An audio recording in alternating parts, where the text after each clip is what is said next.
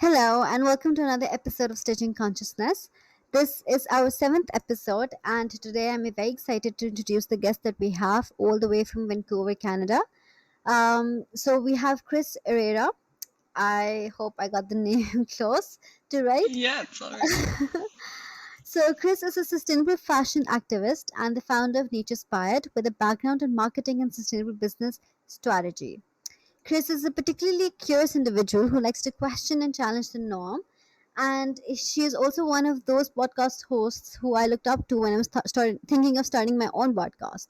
So, as you can all imagine, then I'm super excited and thrilled when Cris responded to my request to be here today, and she took out the time. And it's super early in Canada right now; it's 8 in the morning, and she has very graciously accepted my invitation. So thank you so much for being here and welcome on the show. Thank you so much for having me. I'm really excited to be here. So before we get started with the questions, let me just quickly add that I absolutely love your website. It is so good, it is so neat, and it's so clear, like so easy to navigate. And all the information that you've added Yes, from thank you. all the websites, for all the episodes, and the questions that you've added shows how much time and effort you've put into this website and the work that you do. So I was really inspired by that. I did see your old YouTube channel and the website and podcasts and everything, but this is like another level. So congratulations on that. Thank you so much. That means so much to hear. I do put a lot of effort, but I'm always questioning myself. So that is very, very nice to hear. Thank you so much. It means a lot.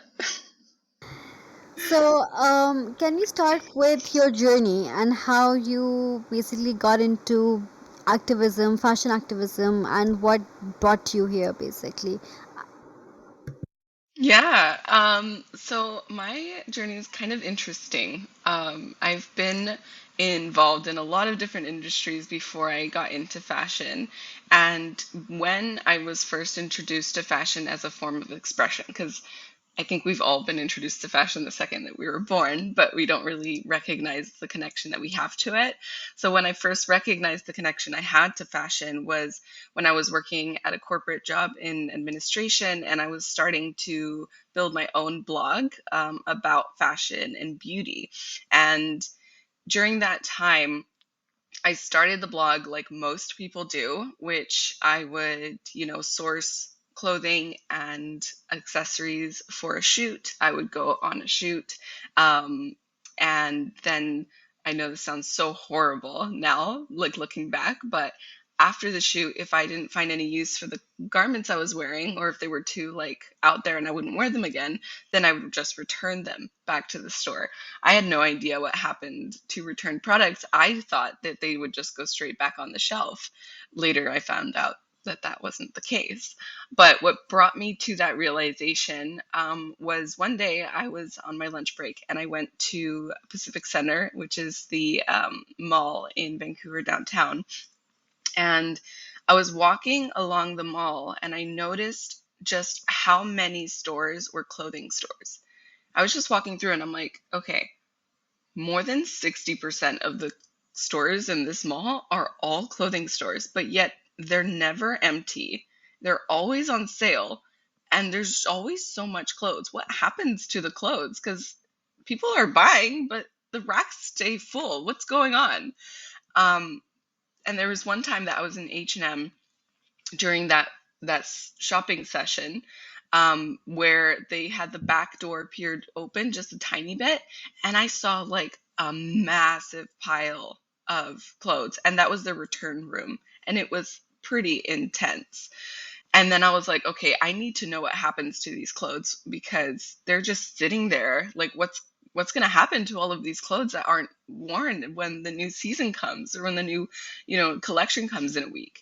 So that's what started my journey down the rabbit hole of understanding mass production and what happens to clothes when they're unworn, and then also the ethical components of it. That's when I started to learn about, slave labor and everything like that that comes with mass production, fast fashion, and not only that, but other brands also do it as well, even luxury brands.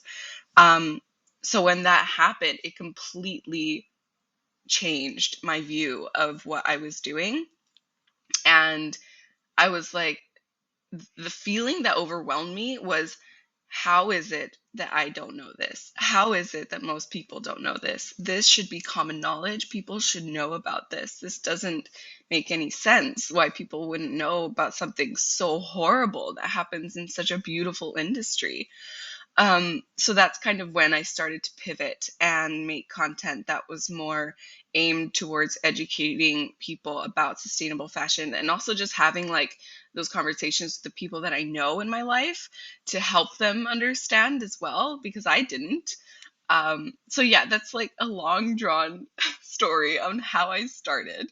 But then after that, I worked in a sustainable fabric company after I graduated from my marketing degree.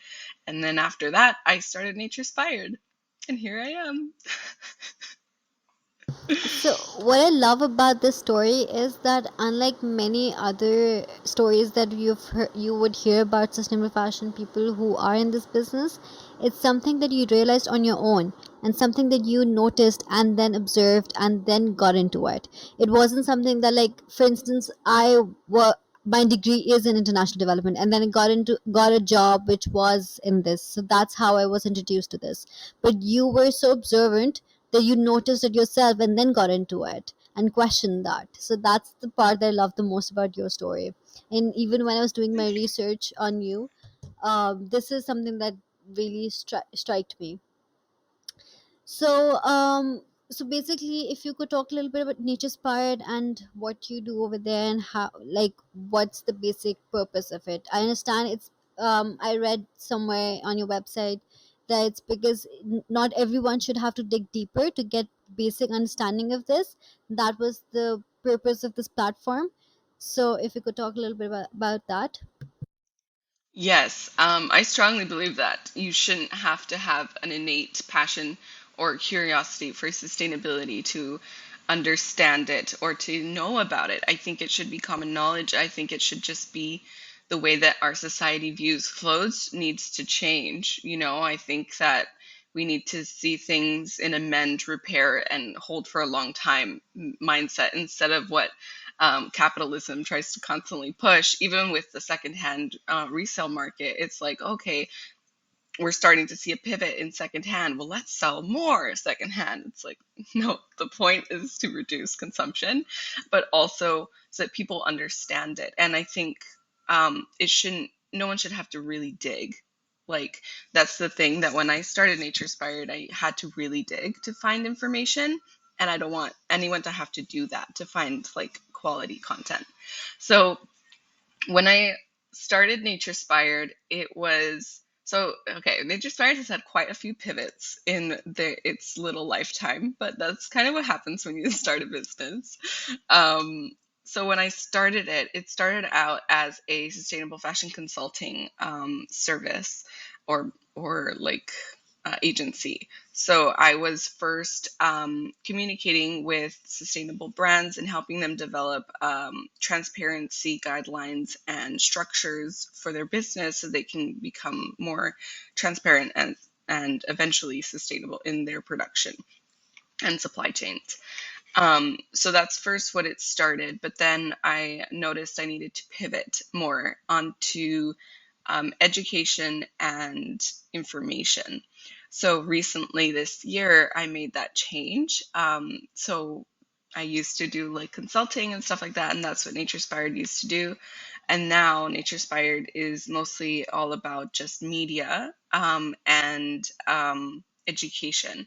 So I'm developing a guide for people to understand their impact, but also to help them learn how to make ethical purchases when the time comes, and to understand like the greenwashing side of it. So basically taking everything that I've learned from building the business into like this condensed little PDF so that people can like understand. So I guess like that's really what we focus on now, is more educational content, community engagement, and the podcast. So I'm mostly right now, I'm working on a project for an in-person event that's happening later this year. And it's going to be really fun. It's going to be like a mending workshop with some educational pieces in there. And then also people will be able to communicate and shop at little vendors, sustainable fashion vendors that we'll have there. So it's going to be a lot of fun. So that's really what I've focused now. I've completely changed from B2B to business to individual. I hate the word consumer. I call them individuals. um, so that's what now I focus on. So engaging the community, basically. Okay, I have to ask, why do you don't like the word consumer? So the word consumer implies that you are nothing more than a vehicle to consume. And that is what your purpose is as an individual, is to consume. And a lot of the times, even me, I get stuck in it. I call brands and consumers. I separate it by those two things. We all do in this industry. It's kind of like industry standard. But then I've had to think like, okay, the whole purpose of sustainable fashion is to stop breeding consumers and building individuals with values. And that's really why I change it. Like if you see on my website, I have resources for individuals, not consumers, because everyone wears clothes. You know, like the person who's building a house outside who has no interest in fashion, he has fashion choices that he makes every day. Everyone does. And these people aren't technically considered individuals when you're thinking about fashion marketing or fashion business, because normally the consumers that we imagine or think about are usually the target audience. Who's going to buy, right? The people who are interested in fashion as a vehicle for expression. But I don't want to see it that way. So I'm trying to change the terminology to individuals, because we're all just individuals trying to learn how to do things better. Or not. We shouldn't be just consumers. We're more than just vehicles to consume in this capitalistic structure. We're way more than that. That's why. Yeah, I love that. Absolutely love that. I think I'm gonna steal that from you. And I hope it does spread. I do hope that people do start realizing that and start calling it people that. Yeah, I hope so too. Okay, so I also, if I may briefly ask, touch upon that about the sustainable business consultancy that you had. What could you give an example of what you did, or how many years of experience did you have in that, and could you like basically tell us about that a bit? Yeah, of course. So when I was doing consulting, okay, you asked so many little questions in that one. I've been doing it for like maybe 2 years. Sorry, just give me 1 second here. 1 second. I'm gonna mute myself.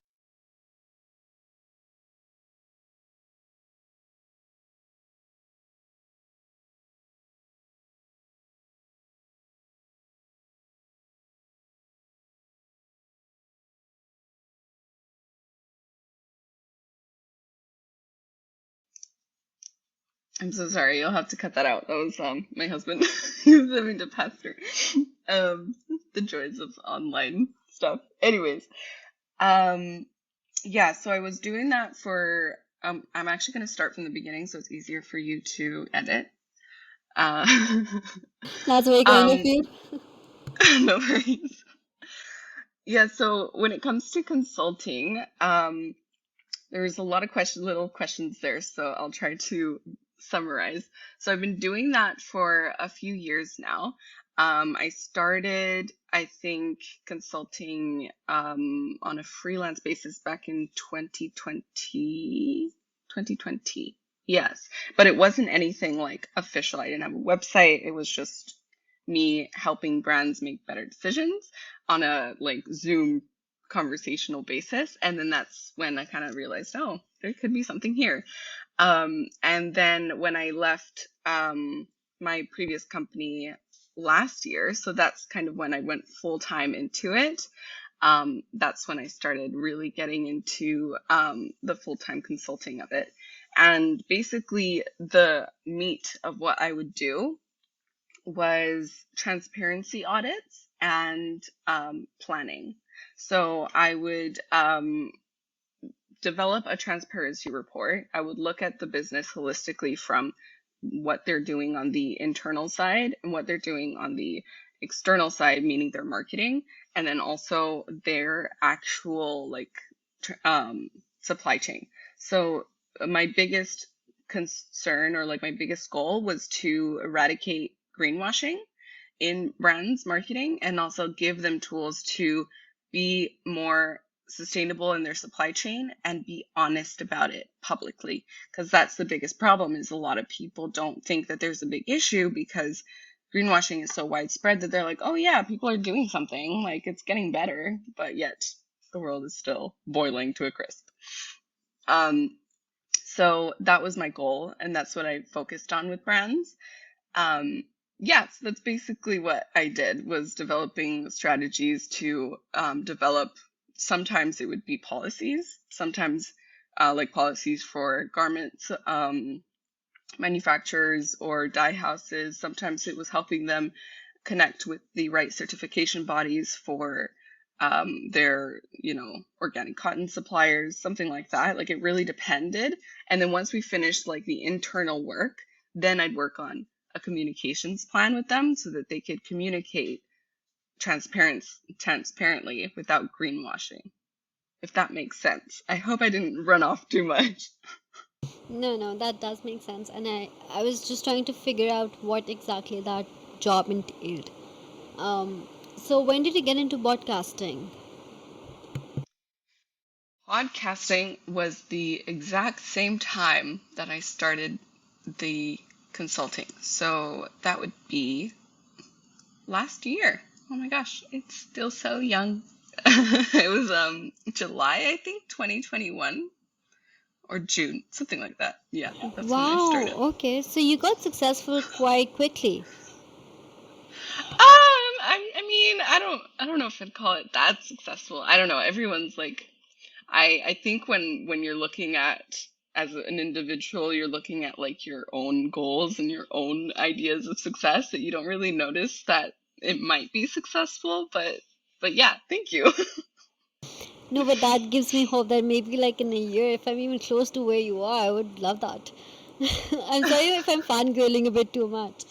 But Oh no, go for it. I love it. so, what were some of the challenges that you faced when it came to podcasting? And were there any fears or hesitations when you were starting it, or were you confident about it? Um, okay, this doesn't apply to podcasting. Um, because podcasting is the one thing that I was like, okay, I'm just gonna go for it. But that wasn't the case with everything. I have had a lot of like fears and hesitation with almost every other thing that I've done except for podcasting.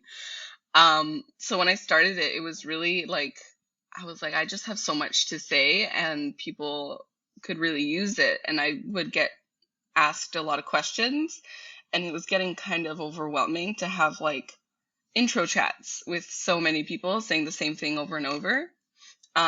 With like, a lot of the times people would reach out to kind of see, oh, how can I shop more sustainably? How can I do this better? How can I do that better? And I was like, obviously really keen to help. But I also had very finite amount of time that I could spend on so many, people. So I thought, okay, if I make a podcast and these people could like refer to that, and I can be like, listen to the podcast, it talks about this. So when I started, it was literally like, something just clicked in my head. I had the tiniest little microphone. It was honestly horrible.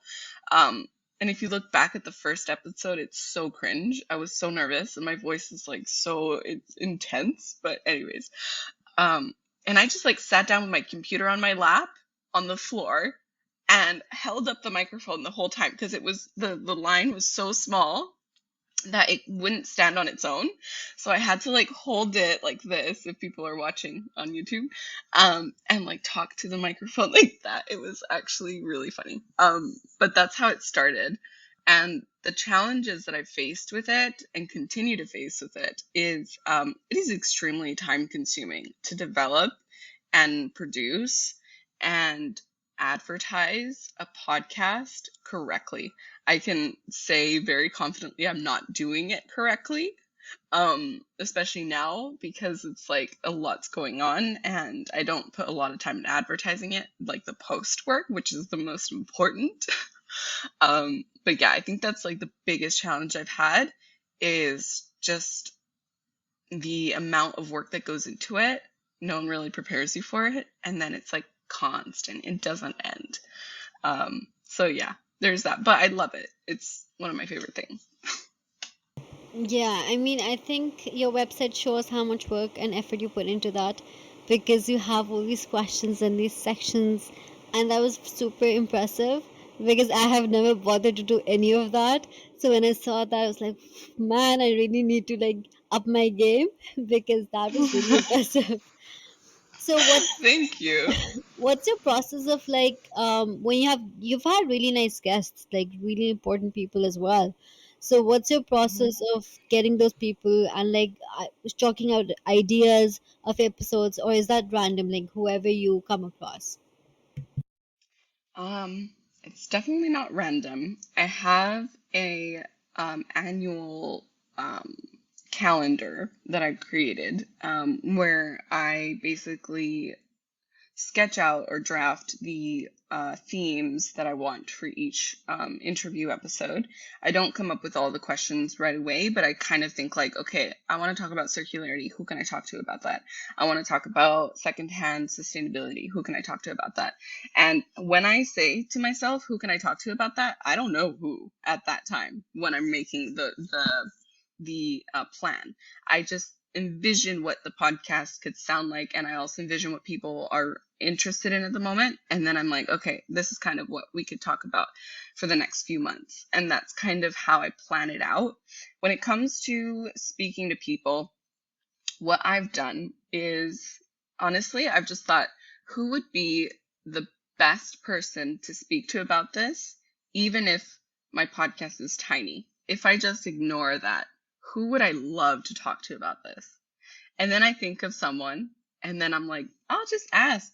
Worst thing that could happen is they say no. Worst thing that they can happen is they leave me on red, which many have done that.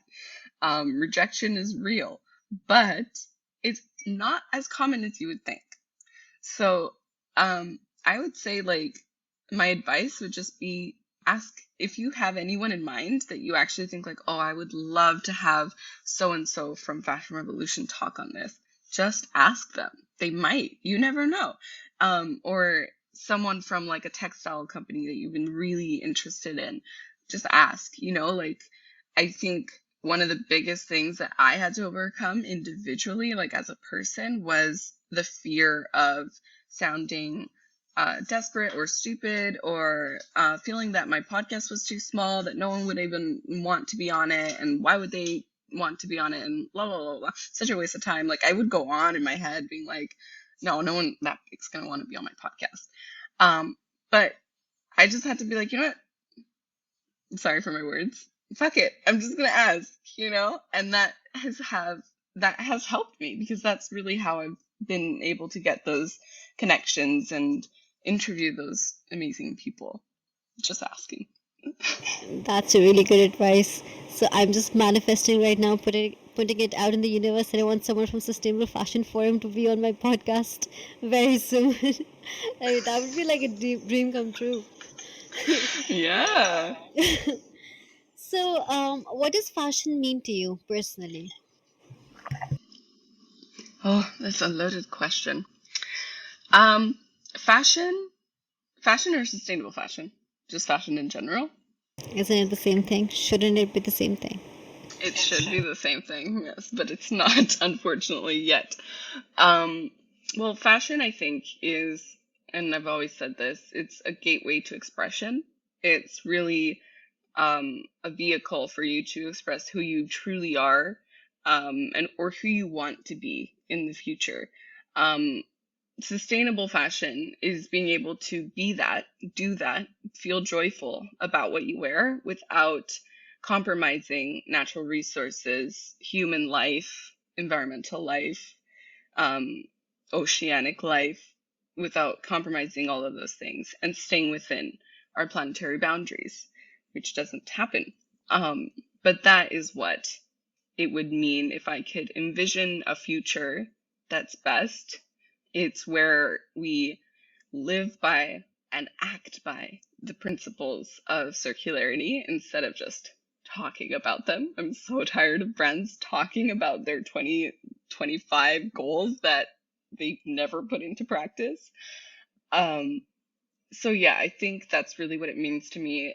Fashion is expression, it's joy, it's just feeling great and beautiful in your own skin, but it just feels even better when you can do that without compromising human and environmental life. So that's kind of what it means to me. Yeah, that's a nice answer. So what would you advise to someone who wants to start a sustainable fashion journey himself or herself? The first thing I would say is you do not need to buy. You do not need to buy to start your sustainable fashion journey. That isn't how you start, which most people, and even I, thought that's how you start, is to shop more sustainably. No, that's not how you start. The best way to start your sustainable fashion journey is to get educated, to get involved, and to help other people understand the issues too. Once you've done that step, then you can start reducing your consumption, set little challenges for yourself. If you are someone who likes to go to the mall and shop just because it releases stress, or if you're someone who shops online when you're at work because there's nothing much to do, or you just don't want to do the work, um, which it happens a lot, um, try setting up a challenge not to do that. Try setting up a challenge to reduce your consumption from 10 items a month to 2, and then from 2 to 0. And then also be kind to yourself, because most of the people who want to start their sustainable fashion journey are already starting just by the thought. So if you don't get to the ultimate level of having everything in your clothes, if you're in your closet, being fair trade and non-toxic and from sustainable local brands, if you have H&M garments in your closet, that's okay. Keep them, love them, wear them, and then when they break, repair them. And that's really how you start, is just by being more mindful of the clothes that you wear and your impact on the environment and the people who wear the clothes, and to also help the people around you realize it with a kind and loving way, because no one wants to make a change when they feel like they're being bashed for their decisions. I think sustainability should be something that's promoted in a more positive way, because the reason why it hasn't been successful is when you shop, you get a hit of serotonin. It makes you happy. But when you hear about sustainability, it's always negative. So we need to change things. We need to really make sustainability about positivity so that people feel joy making the right decisions instead of feel guilty about it. That is a very refreshing perspective. That does make a lot of sense because it becomes more preachy than something that you do out of fun or something that you would want to do voluntarily and instead of being shamed for it, basically. Exactly.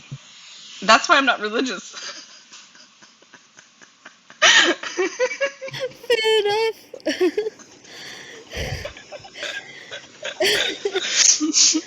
I don't want to be told what to do. Fair enough. Fair enough.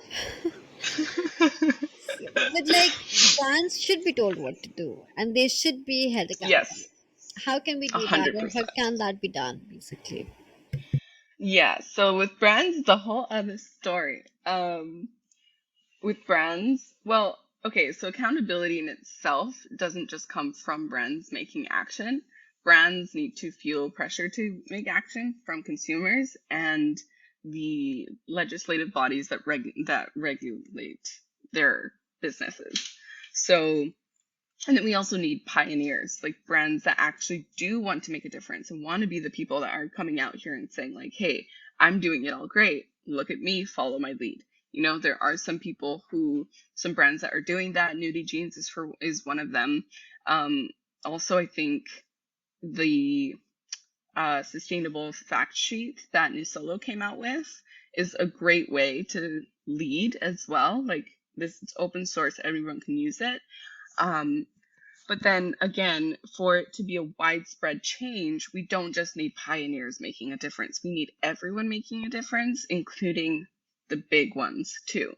So in order for that to happen, we need a lot of consumer action. We need protests at stores. We need, online rallies where people are, bringing up issues for brands. That's how images are tarnished. That's how money gets affected. That's how businesses take action. If they're noticing their images being shot, they'll take action. Also, legislative action, meaning regulation on greenwashing, regulation on toxic dyes, regulation on the type of materials that are used. All of those things need to be in place for brands to be held accountable. But the government doesn't just do things when they think it's a good thing. There needs to be pressure. And in order for the government to make decisions, you need consumers or individuals to come out and say, hey, I don't want this. We need change. We need brands that are pioneers that can say, hey, I don't want this either. Change it. And we have seen those types of things happen, but we just need more of it. And then once we can see that, like, for example, a great example to this is the H&M class action lawsuit that has been taken place, which no matter what comes out of it, whether they win or lose or pay a fine or don't, it's already such a great step because it's showing that it's showing that brands need to be held accountable, and the brands that aren't will probably be more cautious about what they say because they could potentially be sued. That's something that's never seen before. No one's ever been sued with a class action lawsuit for greenwashing, right? So I think the more that we speak, the more that we communicate, and the more that we rally people up and bring up that energy to push it to become something, that's how we create accountability. It's a full spectrum push. It isn't just one person over here or one brand over there. It has to be collective. Yeah, that does make sense, and I think that all leads up to the fact that people should be educated so that they can create or raise their voices so that the brands are held accountable. So it all comes down to education and spreading awareness and community building for this, basically, which Naturespired is doing. 100%.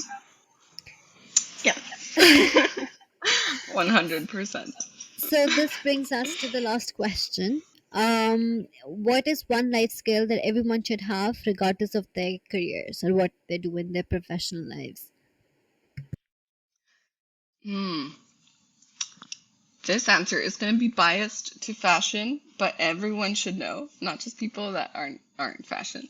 And I think mending is important. It's a really important skill. Like if something rips, knowing how to fix it. Or if something is broken, knowing how to fix it. I think that is a really important skill. And I don't mean necessarily just fashion. That is where my thought process starts immediately, is fixing clothes.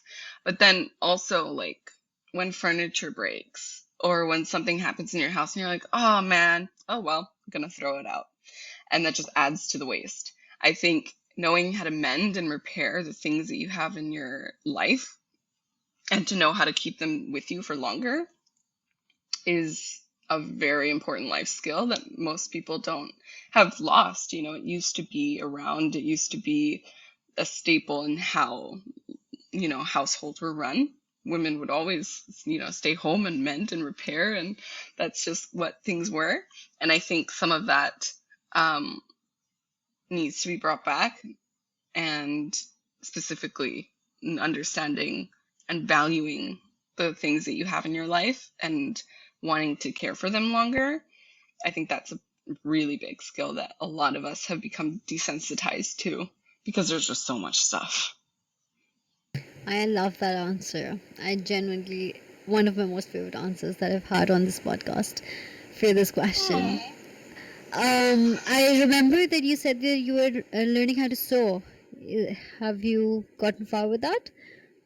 Yes, I just sewed, I don't have it here. Oh well, my first t-shirt. It's like a dual tone, it's gray and black. It's really cute. But yeah, I'm learning to sew, and my next project is a dress. And I mended all my clothes, which feels so good. I had so many pants that had been ripped and stuff, and I mended them all, and I'm like, oh, this feels so good. So yeah, That's I'm amazing. How I'm long did getting it there. take you to learn that? To sew a t-shirt? Well, I'm very much impatient, so I kind of literally bought a sewing machine and a thread and learned through YouTube as I was going. So I didn't like, oh, let me just figure out how to do this. No, I watched the video. I'm like, okay, I'm gonna do it. And then I just followed it step by step and made a lot of mistakes along the way. But that's really how I did it. And right now I'm actually learning it like professionally, and taking some classes to like actually do it properly.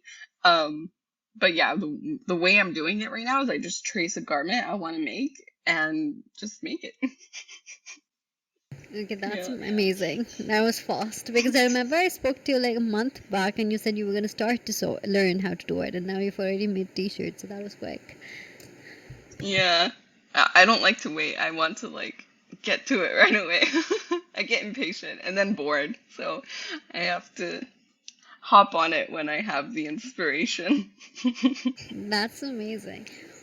Well, thank you so much, Chris, for being on the show. It was amazing talking to you, and it was very refreshing. Like a lot of things that you pointed out were very new. It came from a very fresh perspective, and I learned a lot definitely.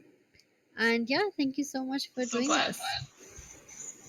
Thank you so much for having me, Sonia. It was a really great experience, and I also really wanted to say I know I've said it to you like 3 times before, but not on air. That I absolutely love your podcast name, Stitching Consciousness. It's so great. I really wish I would have come up with that ingenuity myself. It's so good, and I really hope for the best for you in this podcast, and I hope you take some of that advice of just asking people, just ask them to be on and invest in, getting the best that you can be. And yeah, there's only success awaiting you. Thank you so much.